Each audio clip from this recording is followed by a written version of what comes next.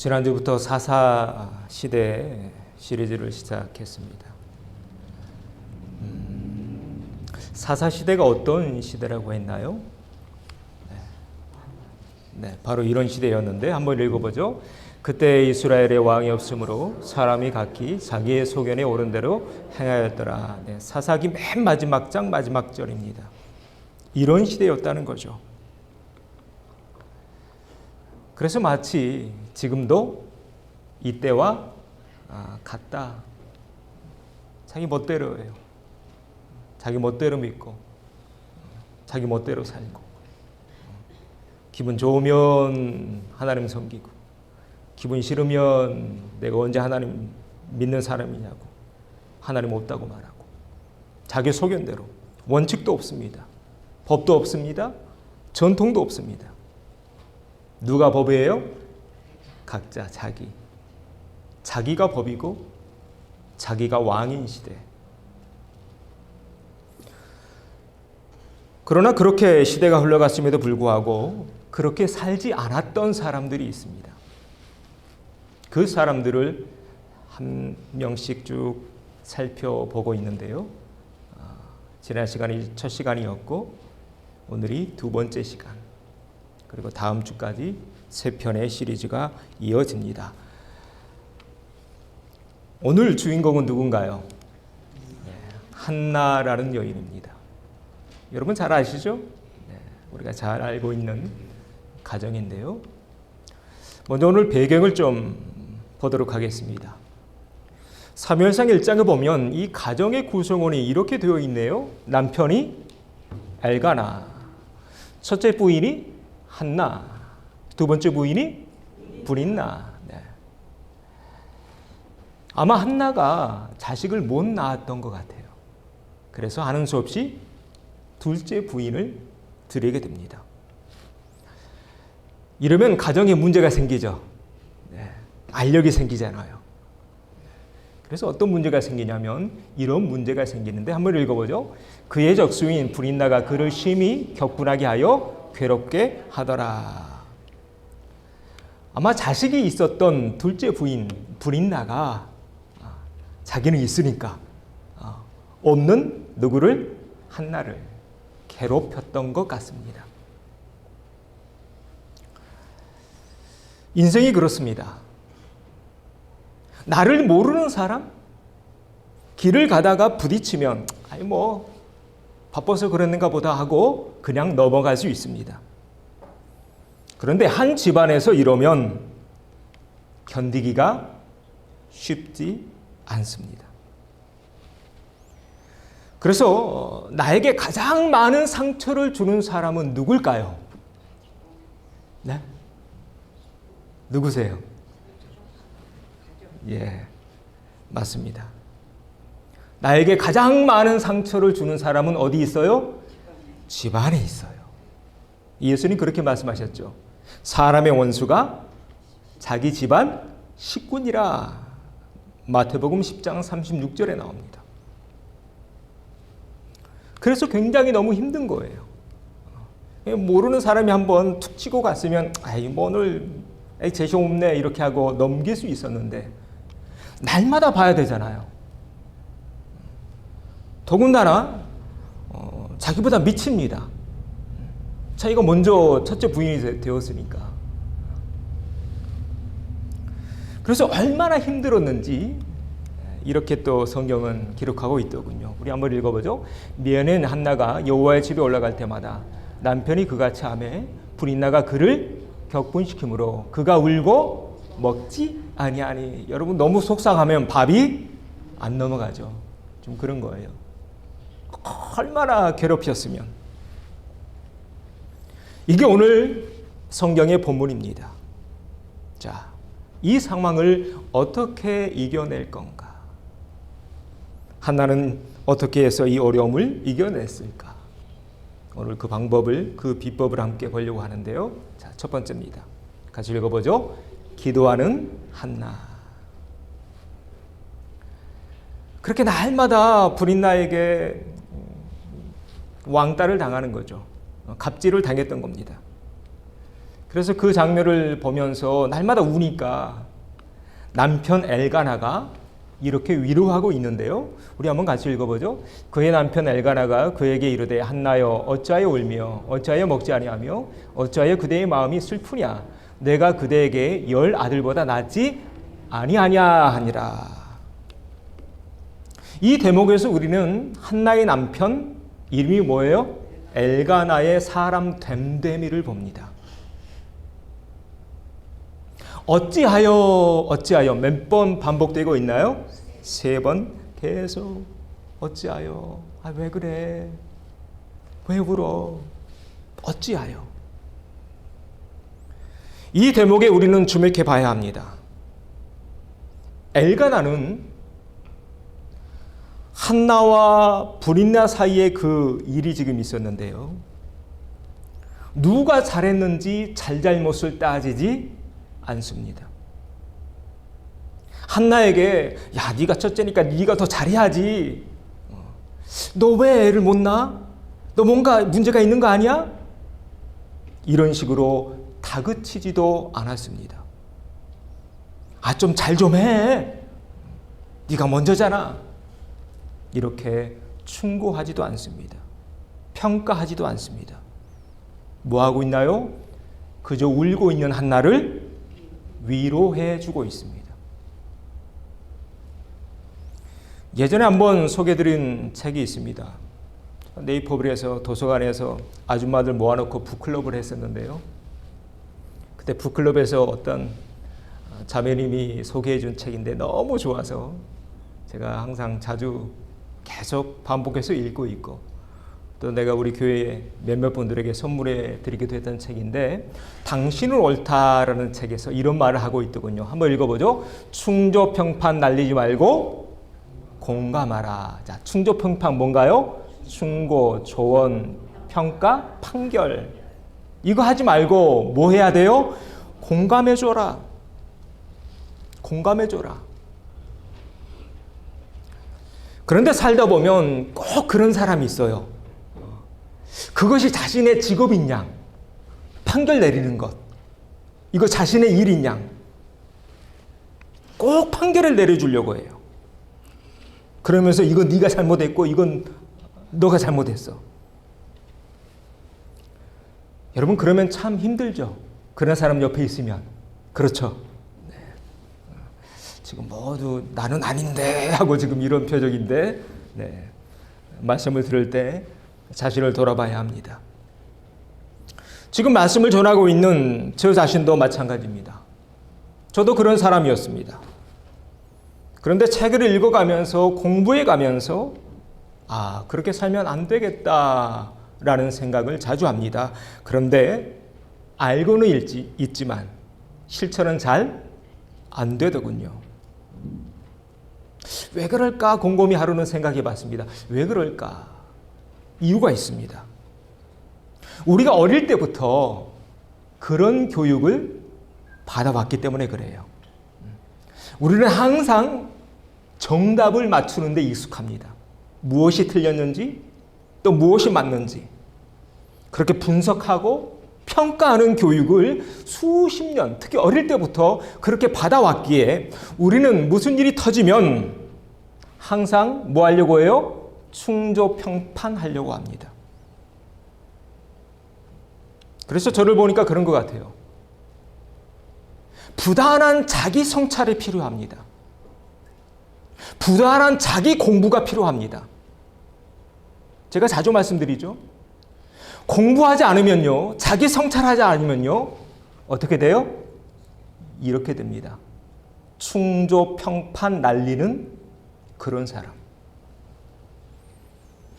여러분, 그래서 사람은요, 쉽지 않다는 거예요. 바뀌는 게. 그래서 뭐 하자고 제가 계속 말씀드리죠. 공부하자. 따라서 합시다. 공부해야 됩니다. 자기 성찰해야 됩니다. 여러분, 나이가 든다고 해서 저절로 성숙해지던가요? 천만에요. 나이 70, 80, 90이 돼도 성숙해지지 않습니다. 자기가 스스로 자기를 돌아보지 않으면. 자, 그런데 오늘 엘가나라는 남편을 보십시오. 지금 이 가정의 큰 문제잖아요. 날마다 울고 있어요. 큰 문제가 터진 거예요. 지금 엘가나가 뭐 하고 있습니까? 위로하고 있습니다. 다독거리고 있습니다. 공감해주고 있습니다. 바라기는 여기 계시는 모든 남자들, 저를 비롯한 모든 남편들, 이런 남편 되어야 할 줄로 믿습니다. 네. 이렇게 한번 인사하시죠. 좋은 남편 됩시다. 네. 네. 우리 조 집사님이 최고로 좋은 남편 될 것 같아요. 아멘. 네. 네. 저기도 한 분 계시네요. 한번 다시 이렇게 인사하시죠. 좋은 사람 됩시다. 네. 이런 사람이 좋은 사람이에요. 이런 사람이요. 같이 울어주고, 같이 공감해주는. 자, 그런데 이 대목에서 우리가 또 좀 더 깊이 들어가 봐야 되는데, 사람이 주는 위로의 한계를 발견하게 됩니다. 지금 한나는 공감력 있는 남편으로부터 깊은 위로와 지지를 받고 있습니다. 그러나 그것으로 그녀의 아픔이 치유됐나요? 치유되지 않습니다. 이것이 사람이 주는 위로의 한계라고 제가 다시 한번 말씀드립니다. 앞에서 모르는 사람이 나를 부딪히는 건 괜찮다고 했어요. 그런데 내가 알고 지내는 사람, 내가 사랑하는 사람이 나에게 충격을 주면 그 충격의 깊이는 사랑의 깊이만큼 더 깊이 내 가슴에 박힙니다. 우리는 이 세상에 태어날 때 무능력한 존재로 태어납니다. 그렇게 태어났을 때 여러분 누구에게서 처음 사랑을 받으셨나요? 네. 여러분을 낳아주신 엄마, 아빠에게 인간은 첫사랑을 경험한다고 합니다. 갓난아기 태어나면 할 수 있는 게 아무것도 없습니다. 있긴 있어요. 딱 하나. 우는 것. 이거 하나는 기똥차게 잘합니다. 그런데 아무것도 못해요. 뒤집지도 못하죠. 밥도 못 먹습니다. 그러나 그때 그 갓난아기는 엄마의 손길을 통해, 아빠의 손길을 통해 느끼기 시작합니다. 내가 지금 아무것도 할 수 없는 무능력한 존재이지만 그럼에도 불구하고 나라는 존재가 누군가에게는 소중한 존재구나. 나 살아도 되는 존재구나. 이런 걸 느끼기 시작한다고 합니다. 그래서 아이들이요, 태어났을 때 제일 먼저 아이를 누구한테 데리고 가나요? 엄마한테 데리고 가죠. 그래서 젖을 빨게 합니다. 엄마의 온기를 통해, 나아가서 아빠의 손길을 통해, 그렇구나. 나라는 존재는 이렇게 누군가에게 소중하고 의미 있는 존재, 살아도 괜찮은 존재구나 라는 안정감을 느끼기 시작한다고 합니다. 그런데 여러분, 그 아이가 이제 서서히 성장합니다. 그렇게 성장하면서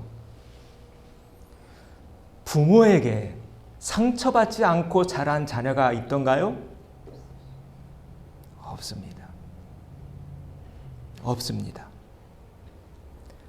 난 지금까지 엄마로부터 아빠로부터 아무런 상처도 받지 않고 자랐어. 이렇게 말하는 아들과 딸들 보셨나요? 못 봤습니다. 심지어 대통령의 아들도, 재벌집 막내 아들도, 드라마 제목이죠. 보셨나요? 심지어 조영기 목사님의 아들들도 저마다 마음에 상처를 품고 살아갑니다. 저도 마찬가지고요. 그래서 우리에게, 인간에게 중요한 게 무엇일까? 저는 이거라고 봅니다. 내 안에 상처가 있다 없다 중요하지 않습니다. 그거보다 더 중요한 것이 있는데 지금 내 안에 있는 상처를 내가 어떻게 케어하며 어떻게 보듬고 어떻게 치유하면서 살아가고 있는가, 이것이 더 중요합니다. 그리고 이것은 이 땅에 사는 모든 사람들이 저마다 극복해 가야 할 인간의 인생의 과제입니다. 자, 인생의 뭐라고요? 과제요. 제가 자주 사용하는 표현입니다. 어떤 이는 이 과제를 풉니다. 그래서 자신의 태생적인 한계를 뛰어넘습니다. 그래서 위대한 인생을 살다 갑니다. 그러나 반대로 어떤 이는 이 과제에 파묻혀서 허우적대다가 평생을 허우적대다가 원망만 하다가 과거에 발목 잡힌 채 허망하게 끝나는 인생들도 있습니다. 오늘 한나를 보십시오. 하마터면 그녀도 그렇게 끝날 수 있었습니다. 그렇게 끝날 뻔했죠. 평생을 신세한탄하다가 남편 원망하다가 불인나에 대한 분노에 발목 잡혀서 그렇게 끝날 수도 있었습니다. 그러나 우리가 기억하는 한나, 어떤 사람인가요? 한나가 누구를 낳죠? 사무엘. 위대한 선지자 사무엘의 어머니로 우리는 기억하고 있습니다. 그녀가 그렇게 자신의 한계를 극복할 수 있었던 그 원동력이 어디에 있었을까? 바로 여기 있는데요. 읽어보죠. 한나가 마음이 괴로워서 여호와께 기도하고 통곡하며. 아멘. 자신의 한계, 자신의 고통, 자신의 근심, 괴로움을 가지고 지금 누구를 찾아가고 있나요? 여호와 하나님을 찾아가고 있습니다. 오늘 사사시대를 살고 있는 이 한나가 우리에게 던지는 메시지가 이것입니다. 사사시대는 그 누구도 하나님을 찾지 않던 그런 시대였습니다. 모두가 다 자기 소견대로, 자기 멋대로 그렇게 살던 시대였습니다. 그런데 이 한나, 누구를 찾아가고 있어요? 여호와 하나님을 찾아가고 있더라. 오늘 여러분은 어떻게 살고 있습니까? 누구를 찾아가며 살고 있습니까? 확실히 믿기는 오늘 이 한나의 모습이 저와 여러분의 모습이어야 될 줄로 믿습니다. 네. 옆에 있는 분들과 이렇게 한번 인사하시죠. 하나님 찾아가야 삽니다. 네, 하나님 찾아갔다.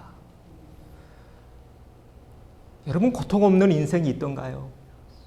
없습니다. 어려움 없는 가정 보셨나요? 지금까지 목회하면서 보지 못했습니다. 사람은 저마다의 고통과 한계와 어려움을 가지고 삽니다. 그래서 이사야 선지자가 이렇게 우리에게 권면합니다. 읽어보죠. 너희는 여호와를 만날 만한 때 찾으라. 가까이 계실 때 그를 부르라. 아멘. 지금이야말로 하나님을 찾고 하나님을 부르짖어야 할 때인 줄로 믿습니다.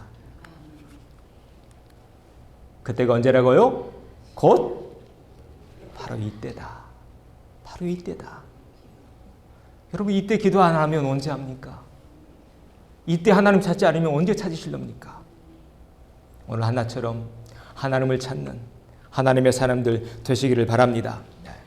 이렇게 해서 한나는 하나님을 찾아갑니다. 그리고 기도하고 있는데요.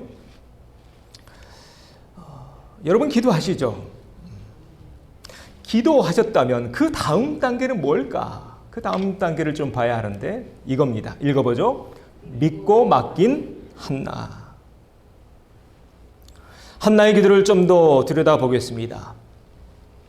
그가 기도하면서 이렇게 그녀의 기도가 점점 깊어지고 있는데요. 처음엔 기도였다가 다음엔 통곡하다가 다음엔 서원합니다. 기도의 맨 마지막 단계는 서원입니다. 우리 소원 그 다음 읽어보죠. 만군의 여호와여 만일 주의 여종의 고통을 돌보시고 나를 기억하사 주의 여종을 잊지 아니하시고 주의 여종에게 아들을 주시면 내가 그의 평생의 그를 여호와께 드리고 삭도를 그의 머리에 대지 아니하겠나이다. 앞에서 먹지 않았다고 했죠. 그러니까 금식하면서 지금 통곡하면서 기도하고 있는 것입니다. 얼마나 열심으로 열성적으로 기도했는지 제사랑 엘리가 지금 뭐 한 줄 착각하고 있죠. 네, 술에 취한 줄 알고 있어요. 중얼중얼 네. 차마 입을 못 여는 겁니다. 왜요? 창피하니까. 너무 가슴 아프니까. 손 아랫사람에게 지금 하극상을 당하고 있습니다. 이게 차마 부끄러워서 이게 집안 망신이죠. 소리내서 기도도 못했던 것입니다. 그래서 한나가 이 엘리 제사장에게 자초지정을 다 설명하죠. 제사장이여 여처여처해서 내가 그래서 지금 이렇게 기도하고 있습니다. 그러자 엘리가 이런 답을 주는데요. 자, 노란 글씨 읽어봅니다. 평안히 가라. 이스라엘의 하나님이 내가 기도하여 구한 것을 허락하시기를 원하노라. 네. 여기까지가 오늘 한나라는 여인의 그 기도에 관한 모든 내용입니다. 자, 이렇게 해서 기도가 끝났습니다. 기도가 다 끝났는데 이 다음 장면이 궁금하죠? 자, 이 다음 단계가 뭘까? 한번 읽어보죠. 이르되 당신의 여종이 당신께 은혜 입기를 원하나야 하고 가서 먹고 얼굴에 다시는 근심빛이 없더라. 아멘. 여러분 이 장면 꼭 기억하십시오. 이것이 참된 기도자의 얼굴이고 참된 예배자의 얼굴입니다. 오늘 여러분 하나님 예배하려고 오셨는데 오늘 예배당에 다 예배드리고 집에 이제 가는 그 얼굴이 어떻게 돼야 할까요? 한나처럼 네, 근집빛이 다 사라지고 얼굴이 환해져야 합니다. 자, 옆에 분들 얼굴 한번 보세요. 네, 네. 이렇게 한번 인사합니다. 오늘따라 얼굴이 환하시네요. 네, 그렇죠? 오늘따라 얼굴이 이게 교회다. 이게 기도다. 이게 예배자의 삶이다. 반대로 말씀드려 보겠습니다. 하나님께 기도했음에도 불구하고 여전히 근심이 가득하다는 것. 문제가 있나요? 없나요? 있습니다. 주일날 하나님 예배하러 왔는데 그래서 찬양도 부르고 기도도 하고 말씀도 듣고 서로 인사도 했는데 여전히 내 얼굴 빛이 어둡다면 뭔가 문제가 있다. 왜 그럴까요? 왜 기도했음에도 불구하고 왜 하나님 예배하는 거룩한 주일임에도 불구하고 왜 내 얼굴빛이 여전히 어두울까요? 쉽게 설명해 보겠습니다. 교회 올 때 큰 보따리쯤을 하나씩 가지고 온답니다. 근데 그 보따리에는 문제들이 가득해요. 끙끙대고 왔어요.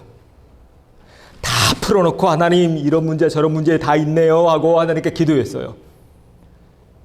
그러면 그 보따리 놓고 가야 되는데 또 다 싸요. 바리바리. 이것도 싸고 저것도 싸고 자식 문제도 싸고 내 문제도 싸고 다 싸서 꽁꽁 메고 다시 들쳐메고 어디로 가요 이제? 잘하시네요. 하나님께 기도했다면 내려놓고 가야죠. 할렐루야. 여러분 이게 기도입니다. 여러분 지금까지 우리가 하나님 믿고 있는데 내 얼굴빛이 안 바뀐다. 여러분 다시 한번 나 자신을 성찰해 보셔야 됩니다. 바뀌었다면 놓고 가셔야 돼요. 그래야 얼굴빛이 환해져요. 날마다 보따리 가져왔다가 풀었다가 또 묶었다가 또 들쳐매고 집에 갔다가 또 жил모으고 아니다.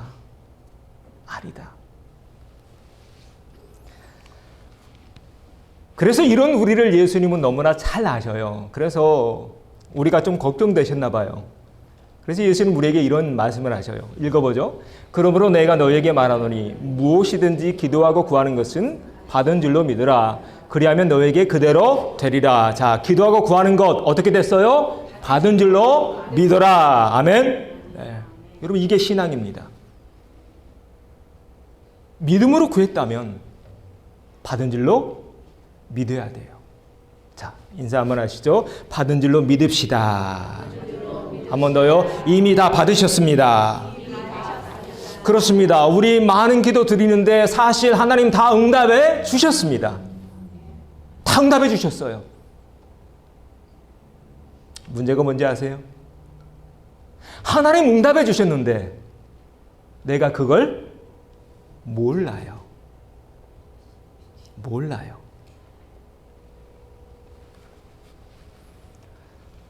지난 중보기도학교 또 큐티학교에서 함께 나눴던 책, 그 내용을 잠깐 설명하려고 합니다.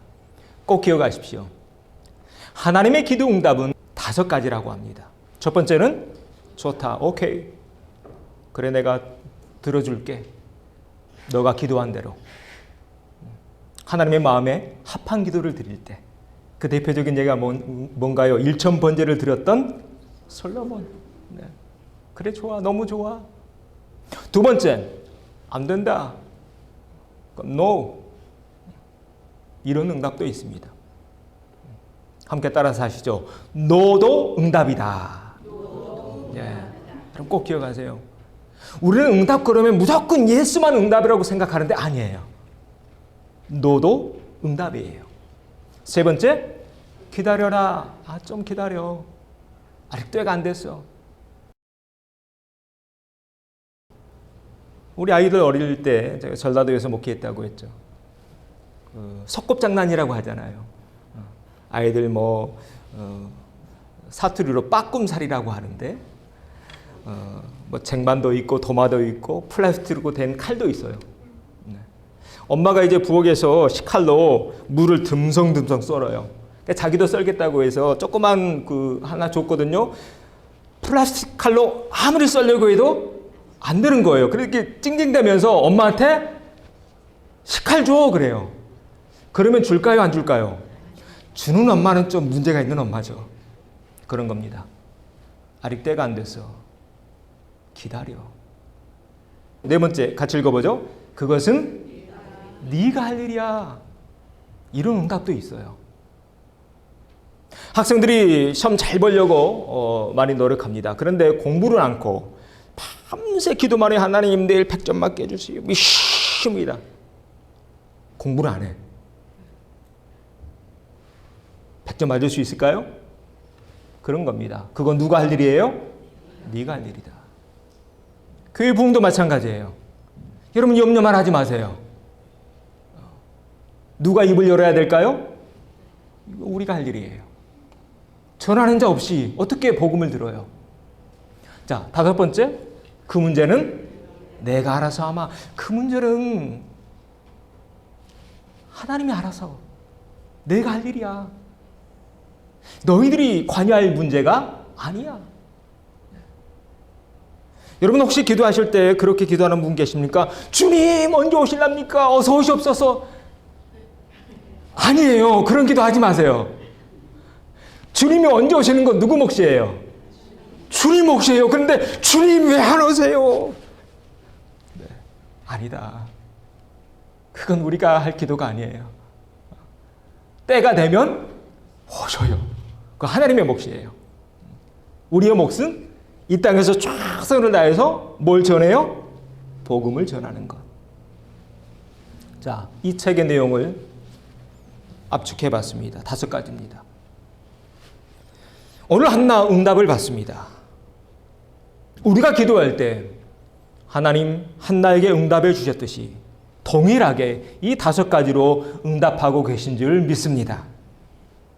이 하나님의 응답을 분별해낼 수 있는 지혜가 우리에게 있게 되기를 소망합니다. 자, 옆에 있는 분들과 인사하시죠. 하나님의 응답을 분별합시다.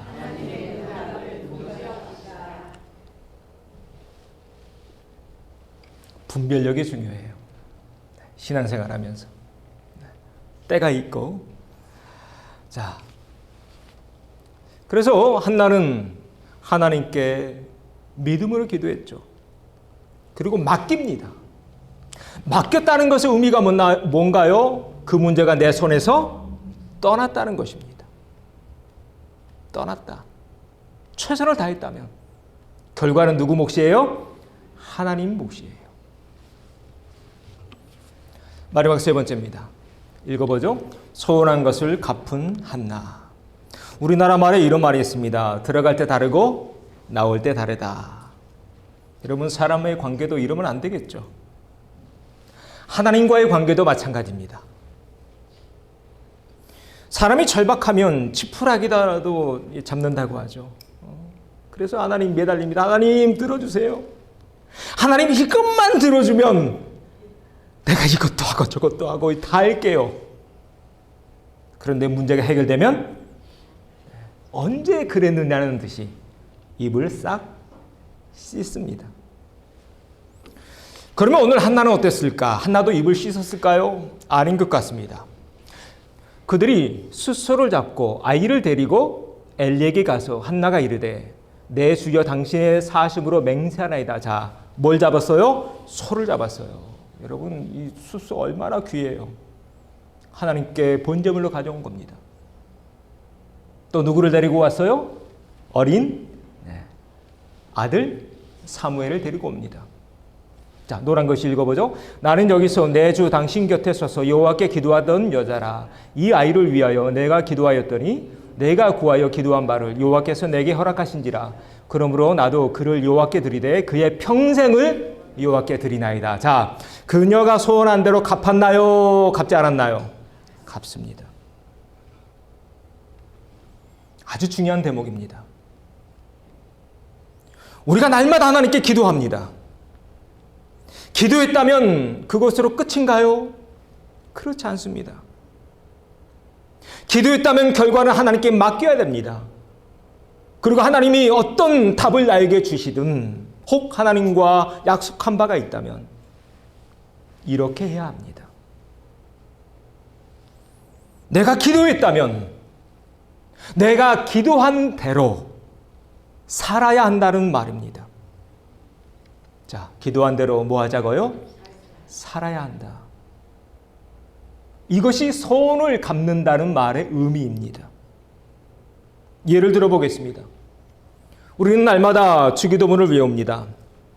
하나님 나라가 이 땅에 임하게 하옵소서. 그렇게 기도했다면 어떻게 살아야 할까요? 내 일상에서, 내 가정에서, 또 내 일터에서 하나님 나라가 되도록 그렇게 살아가야 합니다. 우리는 또 이렇게 기도합니다. 하나님, 우리가 세상의 빛과 소금 되게 해주세요. 이렇게 기도했다면 이제 어떻게 살아야 될까요? 그렇게 살아야 됩니다. 자신의 몸을 녹이죠. 소금도 자신을 녹여야 세상의 부패를 막을 수 있습니다. 나 자신이 내가 기도한 대로 그렇게 사는 것입니다. 교회 부흥도 마찬가지입니다. 하나님 이 마지막 때 우리에게 부흥하게 해주세요 라고 기도했다면 어떻게 살아야 될까요? 때를 얻든지 못 얻든지 복음을 전해야 됩니다. 이것이 소원을 갚는 자의 삶입니다. 바라기는 우리의 기도가 말로만 끝나는 기도가 아니라, 그래서 아무런 능력도 나오지 않는 그런 기도가 아니라 내가 기도한 대로 나 자신이 그렇게 살아내므로 우리가 날마다 올려드리는 기도가 살아 움직이는 그런 능력 있는 기도가 되어야 할 줄로 믿습니다. 그래서 저는 기독교의 가장 큰 기적은 이거라고 생각하는데요. 이것이 기독교의 가장 큰 기적입니다. 한번 읽어보죠. 진실로 너에게 이르노니 만일 너에게 믿음이 겨자씨 하나일 만큼만 있어도 이 산을 명하여 여기서 저기로 옮겨지라 하면 옮겨질 것이요 또 너희가 못할 것이 없으리라. 이것이 기독교에서 말하는 가장 큰 기적입니다. 그리고 기도의 유익이 바로 이것입니다. 여러분 기도하시죠? 기도하면 누가 옮겨지던가요? 누가 바뀌던가요? 남편일까요? 자녀들일까요?